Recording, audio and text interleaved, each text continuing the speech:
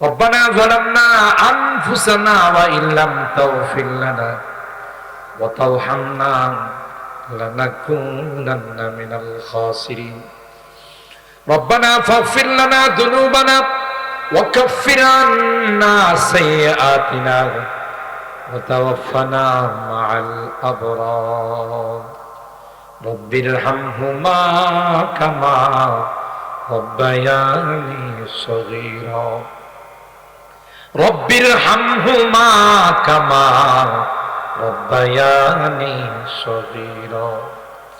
রব্বুল আলামিন আল্লাহ দীর্ঘক্ষণ পর্যন্ত বসে কোরআনের আলোচনা শোনার পর গভীর রজনীতে আমরা কিছু সংখ্যক গুনাহগার বান্দা তোমার সেই দরবারে হাত উঠাই। মালিক রে, মেহেরবানি করে আমাদের জিন্দেগীর সকল গুনাহগুলো মাফ করে দাও।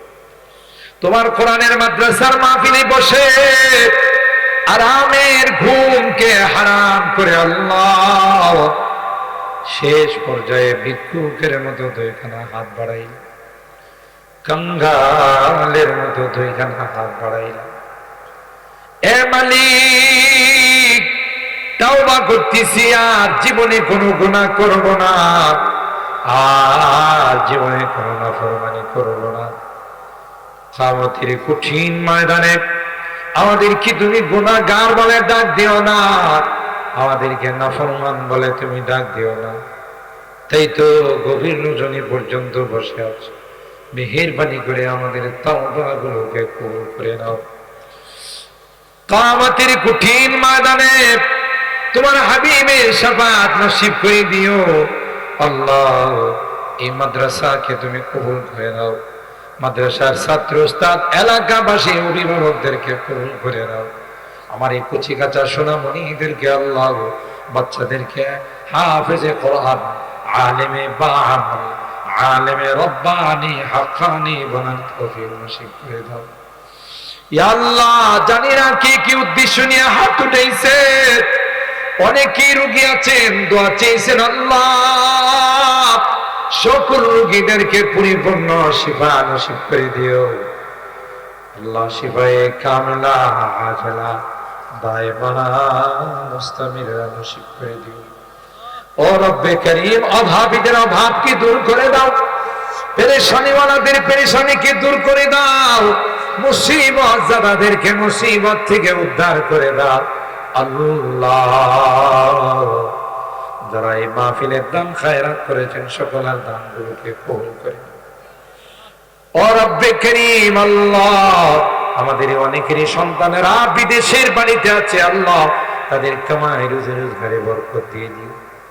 অ্যাক্সিডেন্ট দুর্ঘটনার হাত থেকে হিফাজত করে আল্লাহ, সহি সালামতে আবার আমাদের কুলে পৌঁছে দিও। ও রব্বে করিম আল্লাহ, আমার মুরব্বীদেরকে আবু বকরের মতো বানিয়ে দাও, কলিজা টুকরা যুবকদেরকে জান্নাতি যুবক বানিয়ে দাও, পর্দার আড়ালের মা বোনদেরকে আবেদা জাহেদা সালেহা নেককার দিনদার হিসাবে কবুল করে দাও। আম্মা জান খাদিজাতুল কুবরার মতো বানিয়ে দাও, আয়েশা সিদ্দিকা ফাতেমাতুজ জাহরার মতো বানিয়ে দিও আল্লাহ। ও মালিক, আজকের মাহফিলে বারবার মা বাবার কথা মনে জানি না কার মা নাই কার বাবা। এ মালিক, যে মা বাবার চেহারার দিকে তাকাইলে কোন হজের সব পাওয়া যাইত, ঘুরে যায় ওই মা বাবার মায়াবী চেহারা গুলো। বসার চেয়ার দেখি, শোয়ার খাট দেখি, কিন্তু দরদ মাখা চেহারা গুলো দেখি। কত আদর স্নেহ মায়া মমতার সোহাগ দিয়ে আমাদেরকে বড় করেছেন আল্লাহ। নিজে না খাইয়া আমাদের খাবার জনম দুঃখিনী মা, মা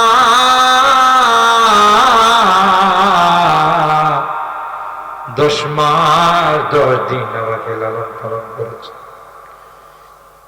মা কনসেপ্ট করার সাথে সাথে মা কিছুই খাইতে পারে না। মা যা খায় তা বমি হয়ে যায়।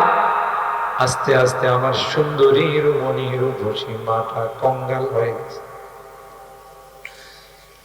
আস্তে আস্তে মার পেটে বড় হতে লাগলাম। মার কলিজায় লাথি মারি আল্লাহ। মা কখনো শুয়ে যায়, মা কখনো বসে যায়, দুনিয়ার কাহারো কাছে ব্যক্ত করে না। আল্লাহ 2টা বছর মাকে ঘুমাইতে দেই নাই। ক্ষুধা লাগছে, কান্না করছে, মা কাঁচা ঘুমটা ভেঙে আমারে খাওয়াচ্ছে। এ মালিক, আজকের মাহফিলে বারবার মা বাবার কথা মনে পড়তেছে। গুনার কারণে যদি তোমার জাহান্নামের আসামি হয়ে থাকে, আমরা তোমার কাছে মাপ চাই, ক্ষমা চাই। আল্লাহ আমাদের মা বাবাকে মাফ করে দিও, আমাদের মা বাবাকে ক্ষমা করে দিও। আল্লাহ তাদের কবরগুলো জান্নাতের। যাদের মা বাবা বেঁচে আছেন তাদের হায়াতে বরকত দিও, খিদমত করে জান্নাত হাসিল করার তৌফিক দিও। অত্র এলাকার যত মুরব্বীরা কবরে শুয়ে আছেন তাদেরকে মাফ করে দিও। মালিক রে, জানি না কার জীবনে শেষ মুনাজাতে হাত উঠেছে।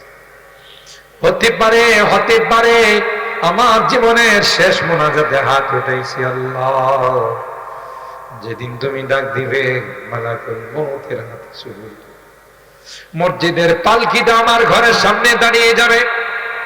কেউ বা বাঁশের জারে যাবে বাঁশ কাটার জন্য, কেউ বা গোরস্থানে যাবে আমার জন্য গর্ত খনন করতে, কেউ বা বাজারে যাবে আমার জন্য নতুন